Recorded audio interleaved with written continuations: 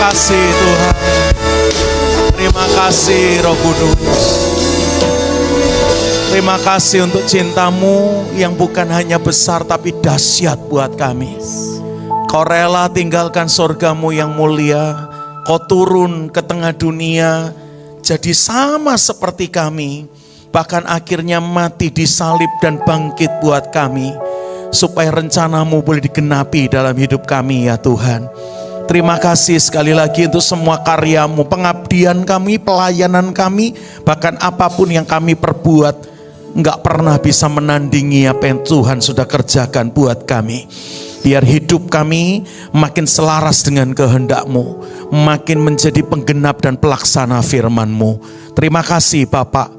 Kami buka telinga kami untuk mendengar kebenaran dan didikan-Mu lewat firman-Mu pagi ini. Ini hati kami biar jadi tanah yang paling baik untuk setiap benih firman-Mu tertaburkan dan akhirnya bertumbuh sampai berbuah karena kami lakukan. Di dalam nama Yesus, sementara kami dengar firman-Mu, kesembuhan dari Tuhan terjadi. Lawatan dari sorga melanda kami. Belenggu dosa diperdekakan, dipatahkan, dan kami pulang tidak lagi sama dengan waktu kami datang. Perjumpaan dengan Tuhan dan kebenaran-Mu sungguh memberkati dan memerdekakan kami. Di dalam nama Yesus, yang siap dengar firman-Nya, katakan sama-sama, amin. Silakan duduk Bapak Ibu Saudara.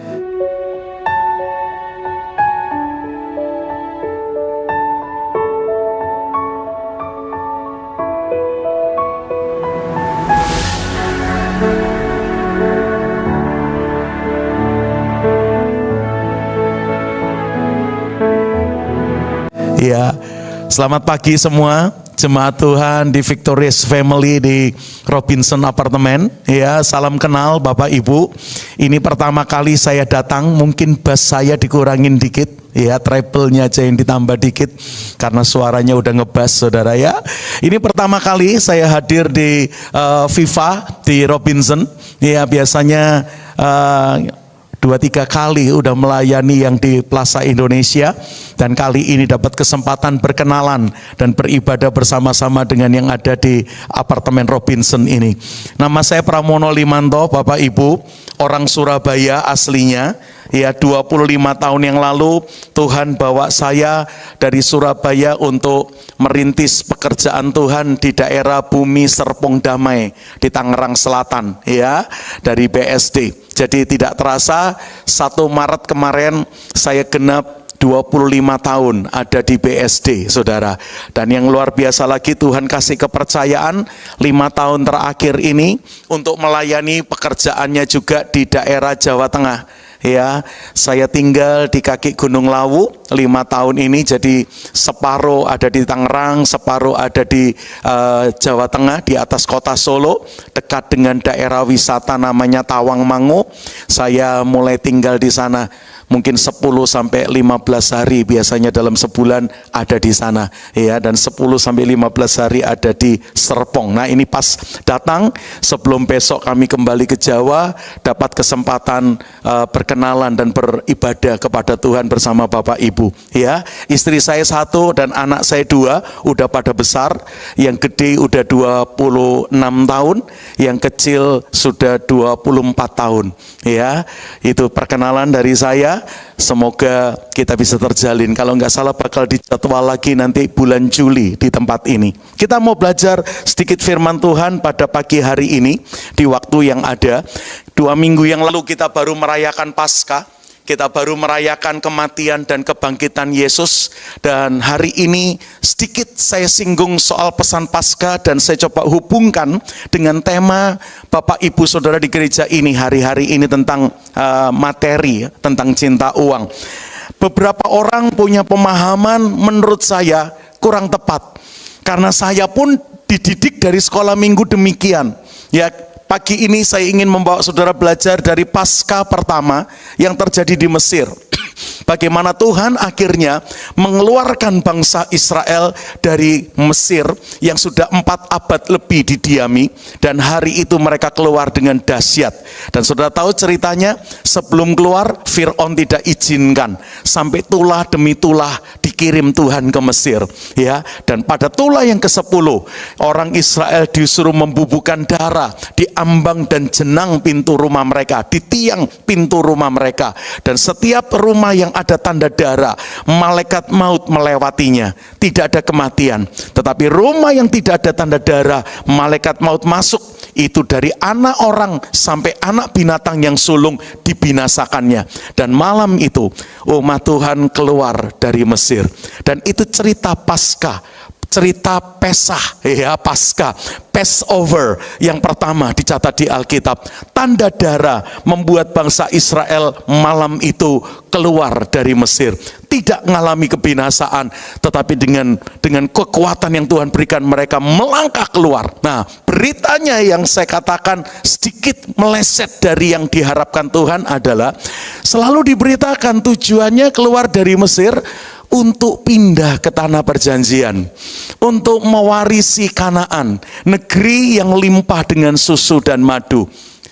Saya baca di Alkitab, ternyata ada beberapa ayat yang menunjukkan dengan jelas tujuan utama Tuhan menghadirkan Paskah buat orang Israel, ya, melewatkan mereka dari maut dan mengeluarkan dari mereka dari Mesir.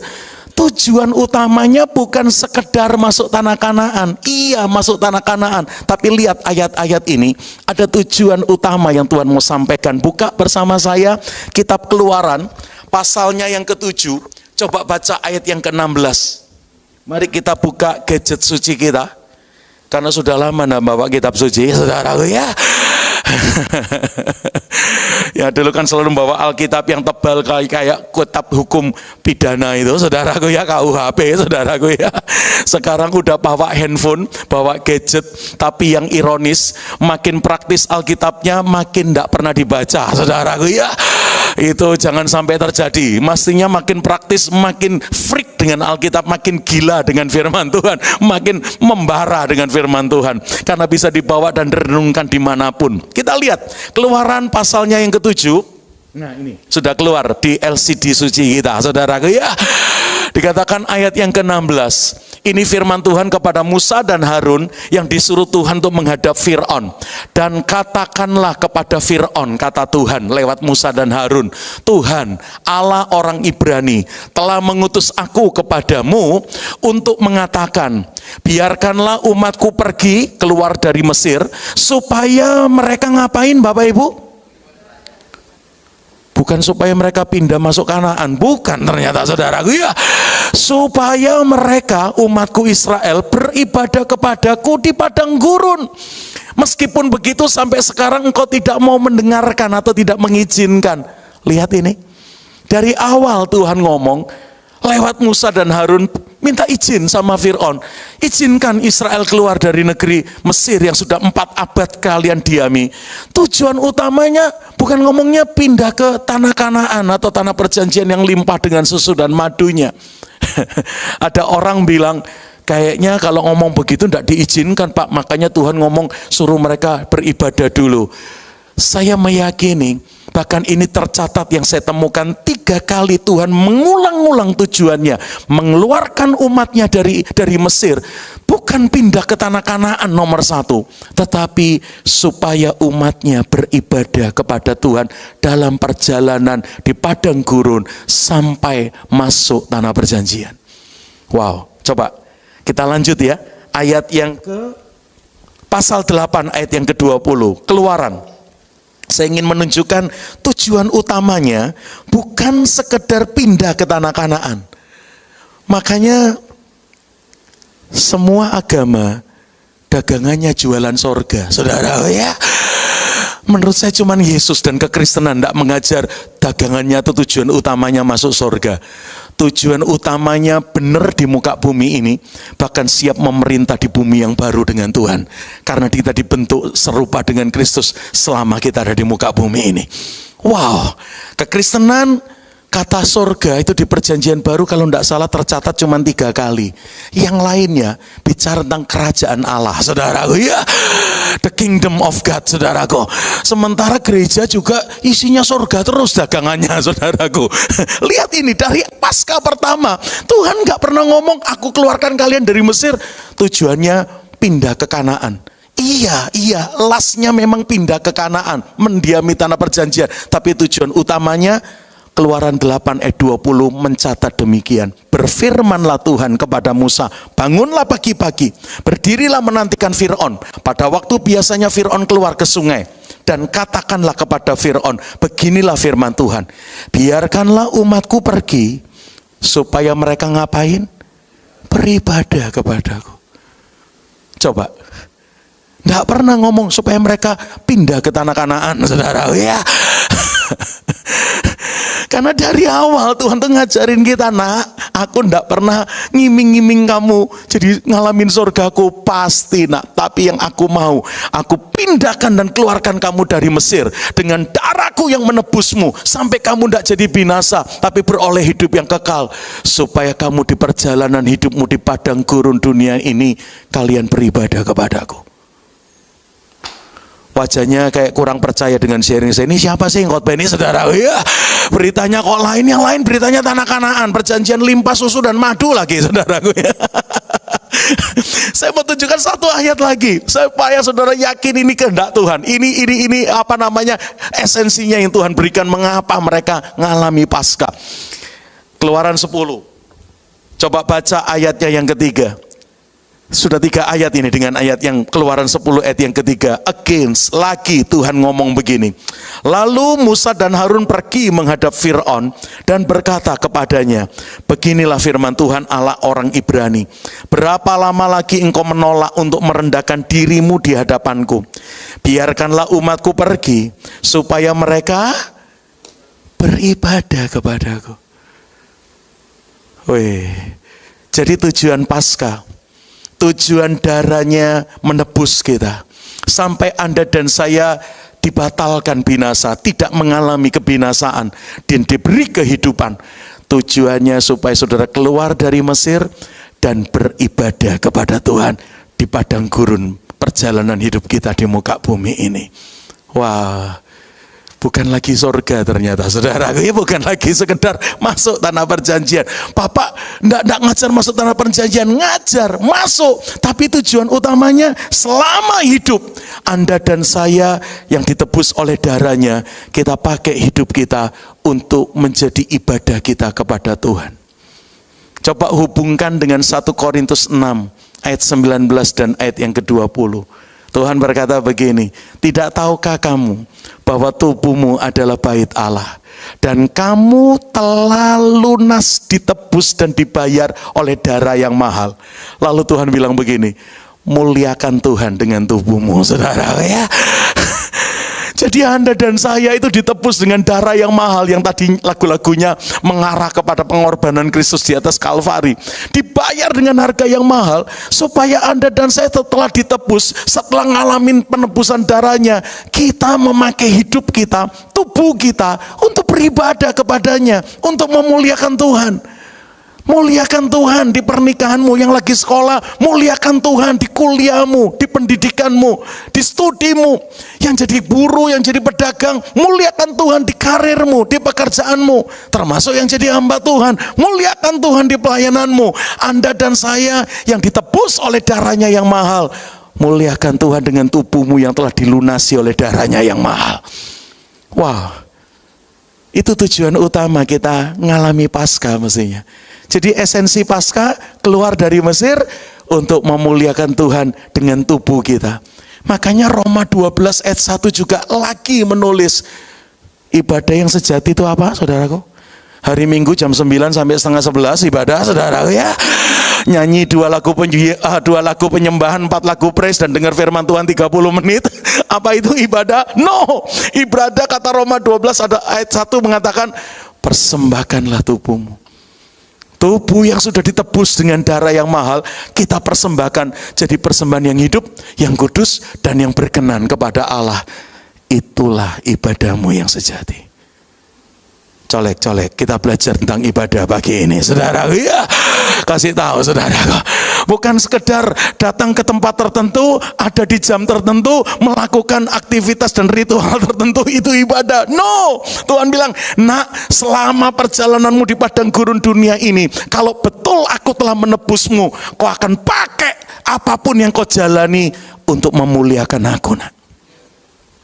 Wow, toko Anda itu bisa Anda pakai untuk memuliakan Tuhan, untuk ibadah Anda sama Tuhan. Studimu, keahlianmu, saudaraku, apalagi karirmu, posisimu di sebuah instansi, apapun, Tuhan mau penebusannya yang dahsyat atas kita, membuat apapun yang kita jalani, kita pakai untuk memuliakan Tuhan yang luar biasa. Itu sebabnya kami suka mengeluarkan Yesus dari kotak yang namanya agama Kristen. Ini waktunya Yesus diberitakan bukan cuman di hari tertentu, tempat tertentu, jam tertentu, dengan acara tertentu, saudaraku. Ya, dia dimuliakan 7 hari sekali, 24 jam sehari dalam hidup, 7 kali seminggu dalam hidup kita, saudaraku. Kita muliakan dia lewat apapun yang kita kerjakan. Wow, Paskah mestinya berdampak seperti itu buat Anda dan saya. Sampai apapun yang ada dan kita punya dan kita jalani, kita pakai untuk memuliakan Tuhan di dalamnya. Nah, tujuan yang mulia ini rupanya Fir'aun tidak suka, musuh nggak suka, si pemerbudak nggak suka. Makanya waktu Musa datang dengan Harun beritahu isi hati Tuhan, Fir'aun ngeyel. Terjadilah tawar-menawar. Apa yang terjadi? Mari kita belajar. Ada 4 hal penting yang Fir'aun katakan dan kita cek. Jangan-jangan kita termakan tipu musihatnya Fir'aun ini. Yang pertama, itu muncul di Keluaran 8 ayat 25. Coba lihat apa yang Fir'aun mau katakan ketika Musa dan Harun datang untuk minta izin Israel keluar dari Mesir. Ya. Lalu Fir'aun bilang begini. Keluaran pasal yang ke-8 ayat yang ke-25. Lalu Fir'aun memanggil Musa dan Harun serta berkata, apa kata Fir'aun? Pergilah. Berarti diizinkan ini ya, diizinkan ya, pergilah. Tapi persembahkanlah korban kepada Allahmu di mana, saudaraku? Oh, ini caranya Fir'aun yang pertama. Kamu minta izin keluar dari Goshen untuk beribadah toh? Ya udah, beribadahlah. Tapi Fir'aun bilang, ibadahnya di sini aja, saudara. Ya, gitu kalimatnya Fir'aun, saudara. Jadi pertama kali kan minta izin, sampai 3 kali loh Tuhan bilang, izinkan. Kamu kok ndak dengar perintahku toh? Kamu kok ndak beri perhatian sama yang aku mau toh? Izinkan. Dia bilang, akhirnya Fir'aun, boleh, silakan. Kamu mau ibadah? Ya udah, beribadahlah, tapi beribadah di Mesir. Wow, apa artinya ini? Setan tidak mau Anda dan saya juga keluar dari Mesir. Dia mengizinkan Anda beribadah, tapi tetap Mesir, saudara. Ya. Wah, ini hal pertama. Pastikan Paskah tahun ini memastikan Bapak, Ibu, Saudara dan saya keluar dari Mesir, saudara. Bukan ibadah Kristen, tapi tetap Mesir, saudara. Tahu maksudnya? Sudah Kristen Pak, sudah Kristen Bu, sudah haleluya saya, malah haleluya 12 kali kata saudara. Ya. Tapi berzina jalan terus loh. Curang jalan terus. Bohong jalan terus, selingkuh jalan terus. Ngerokok, mabuk, narkoba jalan terus. Saudara. Haleluya saudara, ya sudah haleluya. Jangan-jangan lagu-lagu rohani yang dia punya lebih banyak dari saya, jangan-jangan saudara. Ya. Tapi loh ternyata kamu ibadah tapi di Mesir, tetap di Mesir. Bahkan yang ngeri, sampai pemimpinnya gereja ternyata warga negara Mesir, saudara. Ya. Loh ini gimana sih? Kok gembalanya ternyata homo, saudara? Ya. Loh kok ternyata, come on. Loh ini tipu muslihatnya Fir'aun. Tuhan bilang keluar dari Mesir, beribadah di padang gurun sampai kamu aku bawa masuk ke tanah perjanjian. Itu tujuanku, melewatimu dari maut yang ada, memindamu kepada kehidupan yang kekal. Tujuannya keluar dari Mesir dan seluruh perjalananmu sampai kau masuk tanah perjanjianku, kau pakai memuliakan aku, nak. Ternyata Fir'aun bilang udah ibadah di sini aja. Coba saudara. Makanya Musa bilang begini, Coba baca ayat yang ke-26. Tetapi Musa berkata, tidak mungkin kami berbuat demikian, sebab korban yang akan kami persembahkan kepada Tuhan Allah kami adalah kekejian bagi orang Mesir, yaitu ternak domba dan kambing itu. Itu ternyata kekejian buat orang Mesir. Apabila kami mempersembahkan korban yang menjadi kekejian bagi orang Mesir itu di depan mata mereka, tidakkah mereka akan melempari kami dengan batu? Kami harus pergi ke padang gurun 3 hari perjalanan jauhnya untuk mempersembahkan korban kepada Tuhan Allah kami seperti yang difirmankannya kepada kami. Nah, perhatikan ayat 28. Ini tipu muslihat Fir'aun yang kedua. Lalu kata Fir'aun, baik, aku akan membiarkan kamu pergi untuk mempersembahkan korban kepada Tuhan Allahmu di padang gurun. Berarti boleh keluar ya dari Mesir ya. Hanya janganlah kamu pergi terlalu jauh. Kalau mau keluar boleh, tapi deket-deket aja ya saudara. Iya, jangan keluar terlalu jauh, jangan pergi terlalu jauh. Lalu kalimat terakhirnya Fir'aun, walah, ini sok rohani, berdoalah untuk saya, katanya saudara. Iya. Spiritnya Fir'aun ini mirip spiritnya Herodes. Ketika orang Majus datang beritahu ada bintang yang menandakan raja yang lahir, kaget Herodes. Terus Herodes bilang begini, kamu cari sampai ketemu raja itu. Kalau udah ketemu beritahu ya, aku pun mau menyembah dia. Wah, Belgedes ini saudara. Ya, ini spiritnya Fir'aun sama Herodes sama ternyata saudaraku. Ya, please pray for me katanya. Kalau toh keluar ya sudah deh, aku suruh kamu di sini, kamu enggak mau mesti keluar, tapi jangan jauh-jauh. Paskah yang sejati esensinya harus membuat Anda dan saya bukan hanya keluar dari Mesir, tapi harus semakin jauh dari Mesir. Amin. Jangan cuman keluar tapi deket-deket. Itu nanti kayak bapaknya Abraham yang namanya Tera. Ingat ceritanya Abraham dan Sarah keluar dari Ur Kasdim. Jadi mereka ketemu Tuhan yang maha mulia. Lalu Tuhan perintahkan, keluar Abraham dengan istrimu, keluar dari negerimu, keluar dari rumahmu, keluar dari keluargamu. Aku akan bawa kamu ke tempat yang aku mau kamu masuk di sana. Dan rupanya Abraham meresponi kehendak Tuhan. Apa yang dilakukan Abraham dan istrinya Sarah? Pamitan dengan keluarga. Mengingat mereka punya keluarga di Ur Kasdim. Abraham punya ayah, namanya Tera. Abraham punya beberapa saudara, mati satu, bapaknya Lot mati, Haran. Tapi masih ada satu saudara lagi, Nahor.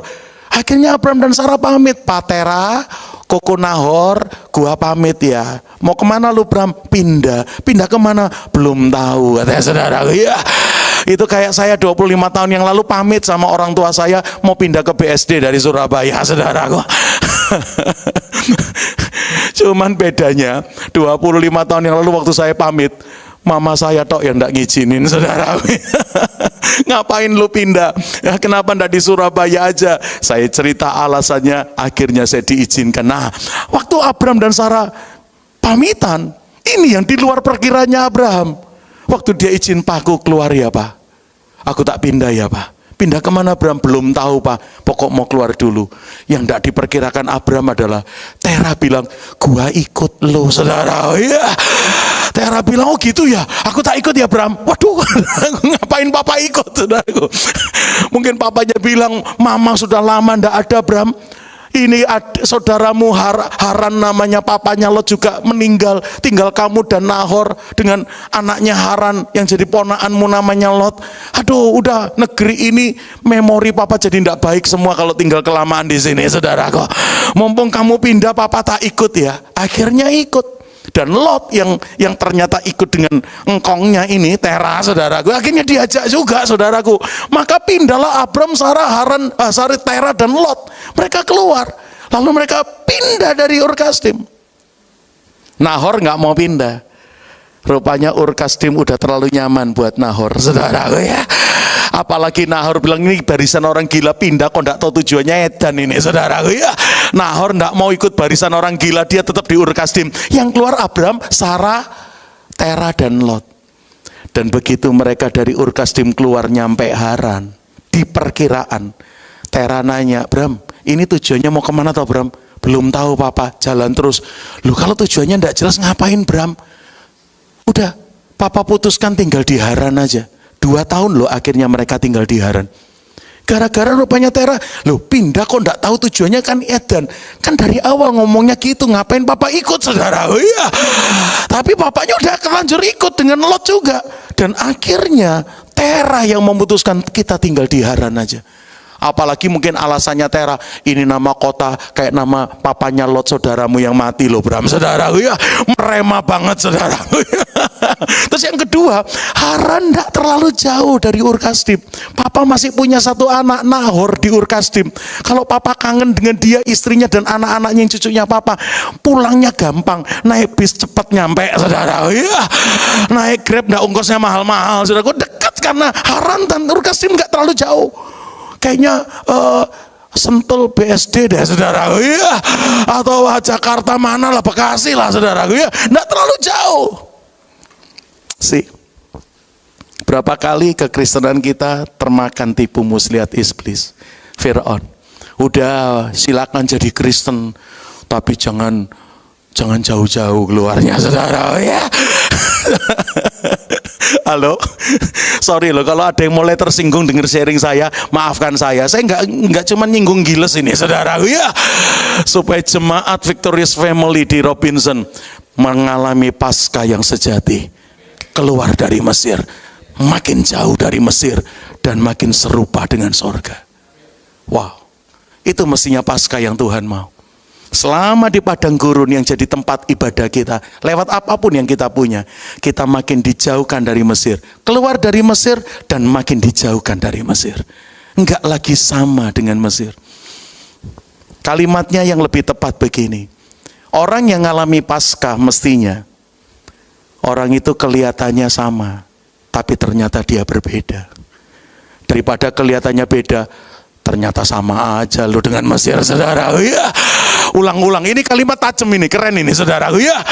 Orang yang ngalamin esensi Paskah itu akhirnya bukan cuma keluar dari Mesir, tapi dibuat semakin jauh dari Mesir, sampai akhirnya orang itu kelihatannya sama dengan yang lain, tapi ternyata beda. Yang dekat Mesir atau yang tinggal di Mesir kelihatannya beda, ternyata sama aja dia saudara ya. Halo, renungkan, Anda yang mana saudaraku ya? Kalau Anda lihat saya pakai jas hari ini bukan Pramono asli. Saya tahu GBI suka pakai jas, saudaraku ya. Saya suka cincinan, celana pendekan, malah kaosan, saudaraku ya. Kelihatannya sama, tapi setelah kenalan, oh jujur ya dia ya. Oh ini orang tepat waktu ya. Oh ini orang setia ya. Oh ini orang bisa dipercaya mulutnya ya. Kelihatannya sama, ternyata lu beda. Itu esensi Paskah itu. Sementara yang esensi Mesir kelihatannya beda, kelihatannya pendeta, walah homo juga dia saudara ya, walah selingkuh juga dia, oh ternyata sama lu dengan yang maling juga ternyata. Wah itu esensinya Firaun itu. Jangan jauh-jauh saudaraku. Bila perlu tinggallah di sini, ibadah di sini aja. No, keluar dari Mesir, makin jauh dari Mesir, makin serupa dengan Kristus. Itu esensi Paskah. Satu lagi, seneng banget cerita kebenaran ini. Kalau ndak pikiran kita aduh limpah susu madunya. Kayak lagunya Sal Priadi, benarkah jalannya penuh susu di sana? Ada saudara, iya. Aduh, itu lagunya Sal Priadi, galam bunga matahari, saudaraku. Coba lihat hal yang ketiga yang Firaun katakan. Keluaran 10 ayat 11. Ibadah di sini. Kalau yang kedua, ya udah keluar tapi jangan jauh-jauh ya. Lalu ditambahin sama Firaun, doa buat saya ya. Sorohani itu Firaun, saudara. Kelihatannya beda, ternyata sama dia saudara ya. Keluaran 10 ayat 11. Keluaran 10 ayat 11. Bukan demikian kata Firaun, kamu boleh pergi, tetapi apa kata Firaun? Hanya laki-lakinya saja ya. Beribadahlah kepada Tuhan, sebab itulah yang kamu kehendaki. Lalu Musa dan Harun diusir dari depan Firaun. Hal yang ketiga yang Firaun katakan, ya udah kalau lu mau keluar apalagi mau jauh silakan, tapi men's only katanya saudara ya. Istri anak-anak enggak usah dibawa ya. Wah, waktu saya ketemu ayat ini, Tuhan ngajar sederhana, Pram, beritahu gerejaku, kalau tahun ini mereka mau merayakan Paskahku yang sejati, Paskah harus terjadi aku dan seisi rumahku. Jangan selamat sendirian, saudara. Jangan keluar dari Mesir sendirian. Bawa seisi rumah kita. Amin, saudaraku. Bawa ayah ibu kita. Bawa kakak adik kita, bawa seisi rumah. Sampai kalimatnya Yosua itu yang kita genapi. Tetapi aku dan seisi rumahku, kami mau beribadah kepada Tuhan. Enggak cuma mau saya tok yang bertobat. Waktu koko saya menjadi buah sulung dalam Tuhan, dalam keluarga. Tahun 1980 dia bertobat. Saya nyusul anak kedua yang kenal Tuhan. Dan kami berdua menginjilin papa mama kami. Wah, susah sekali. Papa mama kami jemaat Gunung Kawi dan banyak kelenteng, saudara. Ya, saudara. Wah, kami injili susah sekali. Tapi akhirnya keluarga dulu, saudara-saudara dulu. Saya 5 bersaudara. Saya bertobat yang kedua. Akhirnya ada koko yang kedua juga di dalam Tuhan. Cici juga mau terima Yesus terakhir. Adik saya yang perempuan paling kecil juga terima Tuhan. Wah, kami senang. Tinggal papa mama. Susah sekali kami nginjili. Apalagi saya kalau mau nginjili, mama bilang, lu itu keluar dari perutnya mama, kok berani-beraninya ngotbain mama, saudara. Ya, itu kata mami saya, saudara. Tapi kami terus beritakan, kami terus waktu ngumpul keluarga, karena cuman saya yang jadi hamba Tuhan, saya disuruh, ayo sebelum makan pram doa buat keluarga. Saya bilang, Pah, kita doa dalam nama Yesus ya. Silakan nak, mama papa kagak. Mama papa doa pakai nama siapa? Pakai nama Dikong. Dikong itu namanya Yesus. Beda nak, katanya saudara. Oh, iya. Yesus is Yesus, Dikong is Dikong, enggak sama katanya saudaraku ya. Aduh. Tapi kami tabur. Dari tahun 82 koko saya dari tahun 80 bertobat. Papi saya bertobat baru tahun 2000. Itu pun 1 bulan terakhir sebelum dia berpulang. 26 Desember tahun 1999 itu pertama kali papa minta ikut ke gereja. Dan 2 Januari tahun 2000 itu kali kedua papa mau beribadah. Seminggu itu ditolak mama tidur sekamar.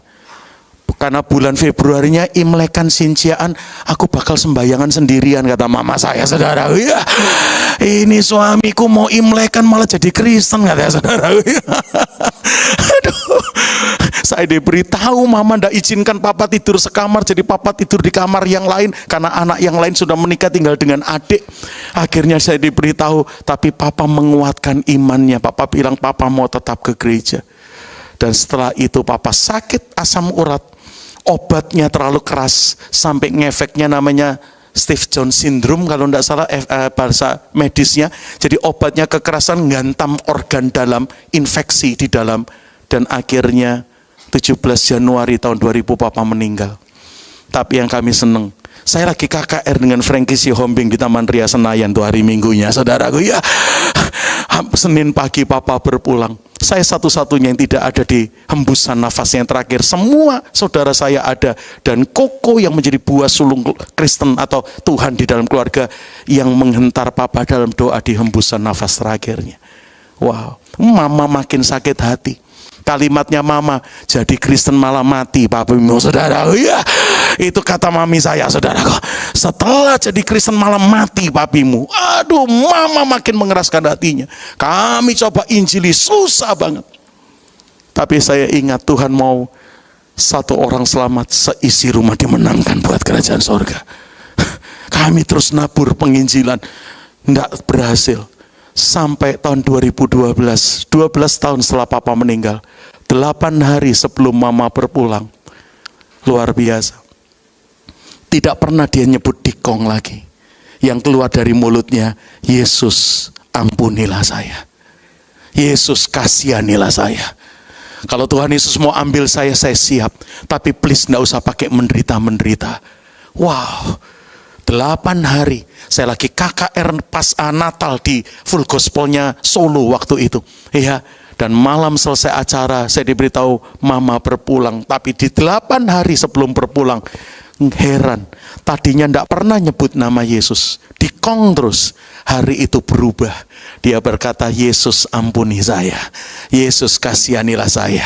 Kalau Tuhan mau panggil saya mau siap pulang. Saya mau ketemu suamiku. Dan nggak usah pakai menderita-menderita. Wow, saudaraku. Paskah bukan cuma menyelamatkan kita, tapi kita dan seisi rumah tangga kita. Amin, saudaraku.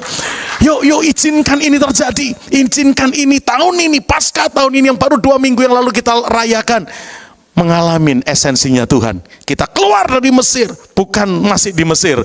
Kita jauh dari Mesir, makin dekat dengan dan makin serupa dengan Tuhan. Dan aku dan seisi rumahku siap untuk dimenangkan dan melayani Tuhan. Terakhir, apa kalimatnya Fir'aun? Yang keempat, Keluaran pasalnya yang ke-10 ayat 24. Keluaran pasal yang ke-10 ayat 24. Lalu Fir'aun memanggil Musa serta berkata, pergilah beribadah kepada Tuhan.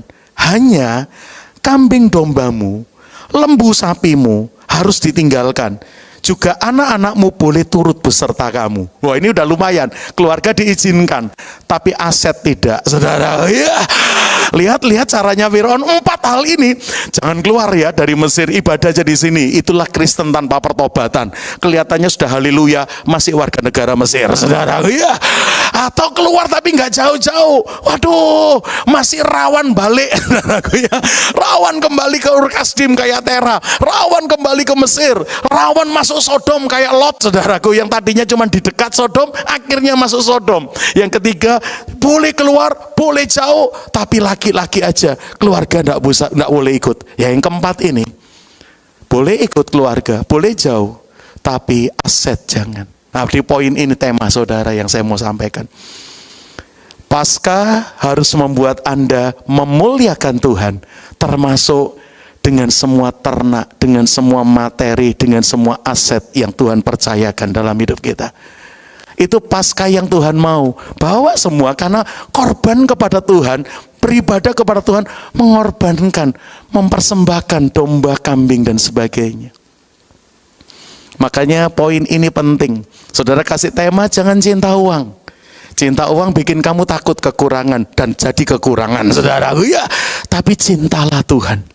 Bahkan ada ayat berkata, muliakan Tuhan dengan hartamu. Wow, ada beberapa perempuan yang mengiring Yesus, mereka melayani lewat harta mereka, lewat ternak mereka. Tapi ingat, izinkan ini terjadi bukan karena diintimidasi. Kalau tidak memberi ya, belalang-belalang pada keluar, saudara. Ya. Waduh, hari ini kalau mengajar begitu, itu jemaat muntah, saudara. Ya. Karena memang Tuhan ngajarnya bukan dari luar ke dalam dipaksakan, tapi dari dalam keluar, saudara. Digerakkan dari dalam, inside out, bukan outside in. Apa-apa yang dikerjakan dari luar ke dalam karena keharusan, nanti jadi ritual, saudara. Ya. Tapi dengan kesadaran, no. Kalau kami keluar, kalau kami beribadah, kami akan persembahkan ternak kami untuk kemuliaan namanya. Wah, Fir'aun bilang, udah cukup kamu aja yang ibadah, duitnya ndak usah, kambing dombanya ndak usah. Enggak bisa, karena salah satu tanda Anda dan saya beribadah, kita siap cuman jadi steward, pengelola, bukan pemilik. Kita siap berkarya. Saya mau sampaikan satu cerita untuk menutup sharing saya, kurang 4 menit, saudaraku. Jadi ada seorang rekan, ini baru aja terjadi karena dia liburan lebaran kemarin dengan keluarga ke Thailand. Ya, 6 hari atau 5 hari 4 malam atau 6 hari 5 malam menghabiskan waktunya di kota Bangkok. Kulineran teman saya ini, saudaraku. Doyan makan. Ya, sampai saya bilang, hati-hati kolesterol naik, saudaraku. Ya. Nah, dia saksi gini, kemarin waktu berangkat, Pak, sebelum berangkat, setan merusak liburan keluarga lewat email yang nyasar di kantor saya. Email apa? Saya katakan, email dari pabrik yang kami kulaan barang. Waktu email itu masuk, kami buka, kami kaget. Karena itu email tentang tagihan. Sampai saya nanya bagian keuangan di kantor, yang kita order terakhir belum kita bayar, Kak. Ternyata bagian keuangan kantor bilang, Pak, kita begitu order, barang belum dikirim, kita udah bayar, Pak. Jadi semua barang yang datang sudah lunas semua, udah kami bayar. Ini kok ada tagihan lagi, tagihan apa ya? Makanya dilihatkan. Setelah dilihat tagihan yang masuk di email kantor rekan saya, mereka baru sadar, itu email salah kirim. Itu email dari pabrik ke ke kantor kompetitor kan saya, saudara. Iya, salah kirim, saudara. Tapi karena udah terlanjur masuk dan dibuka, akhirnya dibaca. Oh, tempat itu juga ngambil barang-barang ini di pabrik ini. Mereka udah terlanjur lihat, jadi lihat harga yang diberikan pabrik ke rekan kompetitor. Ternyata rekan saya dibuat pahit hatinya. Itu kantor kompetitornya dapat harga beberapa spek 10% lebih murah, beberapa spek sampai 20% lebih murah. Dia kaget, loh kok dikasih lebih murah di sana, kok aku dapat lebih mahal. Lalu yang kedua, dia pikir, oh mungkin dia kulaannya lebih banyak dari saya. Saya kulaannya 500 kilo paling sedikit kok Pram. Bisa 600-700 kilo, apalagi di pik-pik tertentu bisa sampai 1000 kilo, 1 ton. Ternyata kompetitor yang dikasih harga lebih murah 10-20%. Kulaannya cuma 100-200 kilo. Disitulah saya pahit, Pak, saudara. Oh, iya. Kenapa lu kasih saya lebih mahal? Gua pikir dia kulakan lebih banyak, ternyata kagak. Saya jauh lebih banyak. Saya telepon Pak pabrik, saya beritahu email nyasarnya, dan saya beritahu kok, aku sempat baca karena masuk di email kantor kita. Kenapa kamu kasih lebih murah? Nggak bisa jawab Pak kantor, Pak. Saya guyon. Kayaknya kompetitor calon besan pabrik itu, bro, saudara. Iya, jangan-jangan, saudara. Iya. Kena orang dalam, saudaraku ya. Aduh, dia ketawa. Waduh, jadi saya berangkat ke Bangkok itu pahit, Pak, hatiku, Pak. Kenapa pabrik ini kok begini dengan saya? Kenapa? Saya kulaan begitu banyak, saya bayar, bahkan belum dikirim, baru order, udah bayar. Lu giniin saya. Coba, saudara. Dia berangkat pahit. Tapi Tuhan baik, dia bilang, saya baru nyampe. Hari itu ndak bisa nikmatin Bangkok. Bangkok yang bikin saya bengkok hari itu, saudara. Ya. Ndak bisa makan enak, ndak bisa nikmati hotel bagus, ndak bisa nikmati karena sakit hati, saudara. Ya. Sampai akhirnya Tuhan tahu hatinya. Tuhan bilang, nak, kalau kamu dapat harga lebih mahal, ada kemungkinan ndak kamu jual juga lebih mahal dari kompetitormu. Bisa lebih mahal 10-20% loh dengan spek-spek yang ada. Betul, nah. Tapi kenapa dia cuma order 100-200 kilo, kamu bisa order 500 kilo, 600 kilo, 700 kilo. Berarti yang beli di kamu lebih banyak dari yang di kompetitormu. Ada kemungkinan enggak orang-orang yang beli di kamu enggak kenal kompetitormu? Ada kemungkinan enggak kompetitormu enggak pernah datengin itu orang-orang yang menjadi langgananmu? Kamu tinggal sekota, masa enggak kenal? Kayaknya mereka tahu, tapi mereka tetap pilih belinya di kamu. Aku ada di bisnismu, nak. Aku memberkati pekerjaanmu, nak. Sampai kemungkinan kamu jual lebih mahal, tapi orang memutuskan belinya di kamu, bukan di kompetitor sebelah. Wah, waktu dia sadar itu, dia nangis dengan Tuhan. Tuhan, terima kasih. Aku tidak sadar sisi ini, angle ini. Ada kemungkinan dia bisa jual lebih murah. Bahkan sudah dapat lebih murah. Tapi orang tetap pesannya ke saya. Wah, sampai di situ. Orang yang biasa berkata, wah haleluya, thank you buat berkatmu Tuhan. Saya senang dengan kesaksian rekan saya. Saya tutup 1 menit terakhir. Dia bilang begini, saya bukan sekedar senang ternyata saya dapat berkat lebih banyak dari kompetitor. Walaupun saya kemungkinan jual lebih mahal. Tapi ini yang membuka mata saya.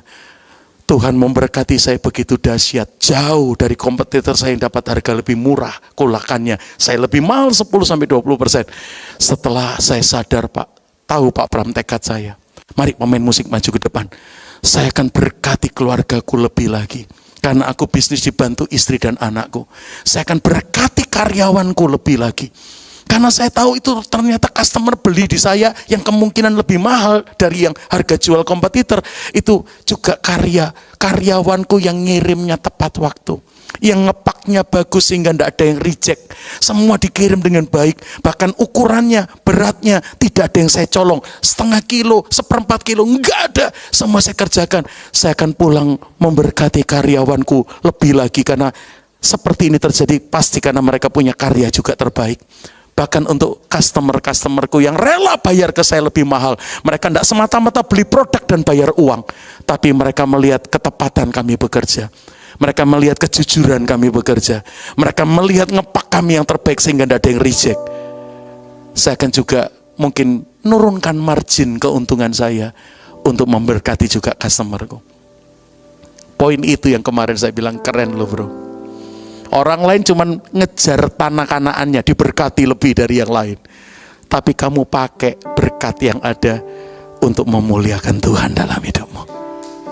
Wah, kesaksian kayak beginian mahal ini saudara. Ya, kalau enggak cuman mikirnya limpah susu madu Kanaan terus saudara.